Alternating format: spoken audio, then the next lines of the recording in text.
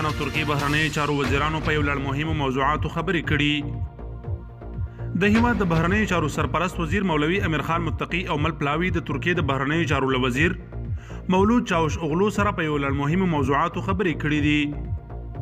راپور کاږي ترکی چارواکو د کابل هوایي ډګر د چارو سمبالولو موضوع د یوې مهمې موضوع په توګه وړاندې کړي او افغان پلاوي د نوي افغان حکومت پر رسمیت پیژندل د یوې مهمې غوښتنې په توګه مطرح کړې ده.